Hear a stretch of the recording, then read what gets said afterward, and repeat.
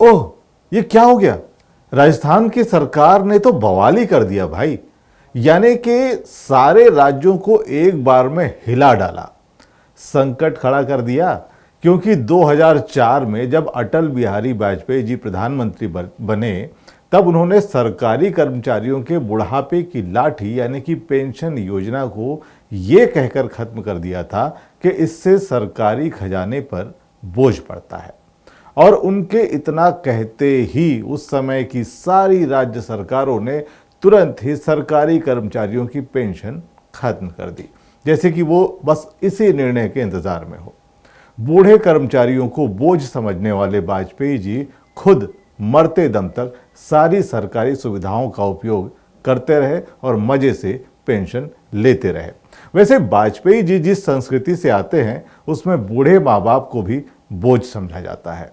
उनकी संस्कृति वाली मानसिकता के कारण ही आज समाज में वृद्धाश्रमों का अस्तित्व है, वरना SC ST OBC यानी कि कमेरा बहुजन वर्ग कभी भी अपने माँ बाप को बोझ नहीं समझता। दर्शकों, मैं सुधीर और बहुत बहुत स्वागत है आप सभी का। और आपने अगर अब तक हमारे इस चैनल को सब्सक्राइब नहीं किया है तो तुरंत कर लें और साथ ही हमारे फेसबुक पेज को यानी कि क्वालिटी न्यूज़ को फॉलो कर लें, लाइक कर लें। तो हम बात कर रहे थे कि सरकारी कर्मचारियों की पेंशन योजना की। 2004 में पेंशन योजना जब खत्म कर दी गई, उसके बाद कुछ कर्मचारी यूनियनों ने इसका विरोध किया, लेकिन कई यूनियनों को यह समझ में ही नहीं आया कि पुरानी पेंशन योजना के स्थान पर जिस नई पेंशन योजना की बात यानी कि फायदे गिनाए जा रहे हैं वो सिर्फ साबुन का झाग ही है। बिल्कुल बिल्कुल नए कृषि कानूनों की तरह ही उस वक्त सभी उसकी तारीफ कर रहे थे, लेकिन ये बात उनको तब समझ में आई जब कुछ लोग रिटायर होने लगे। धीरे धीरे उसका फिर विरोध भी हुआ, लेकिन फिर राम मंदिर के फायदे गिनाते गिनाते सरकार बनती रही। फिर कुछ साल तो हिंदुत्व के मुद्दे पे निकल गया। इधर लोगों का दर्द भी यानी सरकारी कर्मचारियों का दर्द भी बढ़ता रहा, लेकिन कहें किससे? सुनवाई तो बंद हो गई। मीडिया में भी आम लोगों की बात कहाँ सुनी जाती रही। आम लोगों को तो मीडिया ने बायकॉट कर रखा था। लेकिन दर्द जब नासूर बनने लगा तो उसके परिणाम भी नजर आने लगे। लोगों ने नेताओं का सार्वजनिक विरोध शुरू कर दिया। चुनाव प्रचार करने गए बीजेपी नेताओं को गांवों से, मोहल्लों से खदेड़ा जाने लगा।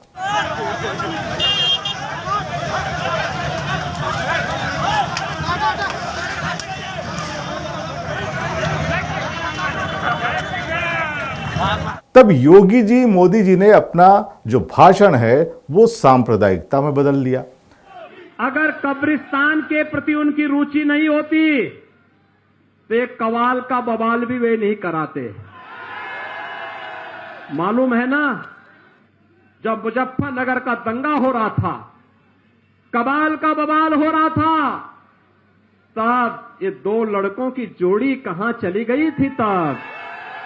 लेकिन हिंदू मुस्लिम हिजाब गजबा कुछ भी नहीं चला। युवाओं ने रैलियों में ही रोजगार मांगना शुरू कर दिया और नेता भाषण नहीं दे पा रहे।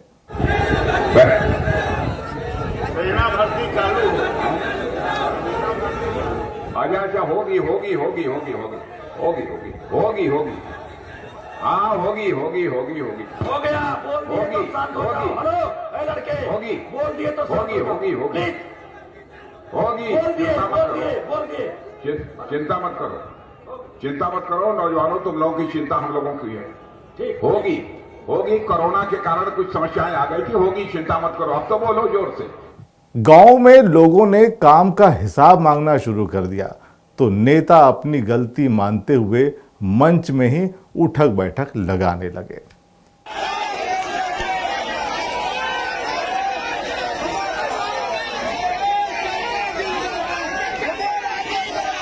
भाषणों में गर्मी सर्दी निकाल रहे नेताओं को कुछ सूझ ही नहीं रहा था तो हड़बड़ाहट में ये नेता कुछ भी बोलने लगे।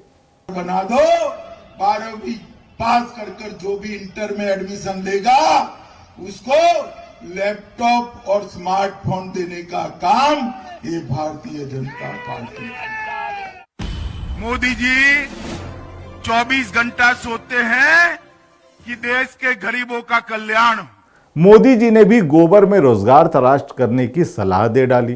और दूध न देने वाले पशुओं का उनको गोबर बेच करके भी कमाई का एक नया विकल्प हम पूरे उत्तर प्रदेश में देने जा रहे हैं। अब आलू से चिप्स बनाकर कई कंपनियां अरबों कमा रही हैं और शायद इसीलिए भी कुछ साल पहले राहुल गांधी ने भी ये कहा था कि वेफर्स बनाने की मशीन यानी आलू से सोना बनाने की वो मशीन है। इधर से आलू डालो उधर से सोना निकलेगा। लेकिन मोदी जी ने तो गोबर से लखपति बनाने का सूत्र ही बता दिया। खैर, बात हो रही थी पेंशन योजना की। सरकारी कर्मचारियों के बहुत बड़े वर्ग की इन मांगों का प्रेशर सचमुच तब बहुत ज्यादा हो गया जब इन चुनावों में बसपा और सपा ने ऐलान कर दिया कि सरकार में आते ही पुरानी पेंशन योजना लागू कर देंगे। राजस्थान की कांग्रेस सरकार ने अपनी बजट में पुरानी पेंशन फिर से लागू करने का ऐलान कर दिया है। अब इस ऐलान से इन चुनावों में कांग्रेस को कितना फायदा होगा ये तो पता नहीं, लेकिन राजस्थान सरकार ने देश की बाकी राज्य सरकारों पर प्रेशर जरूर बढ़ा दिया है।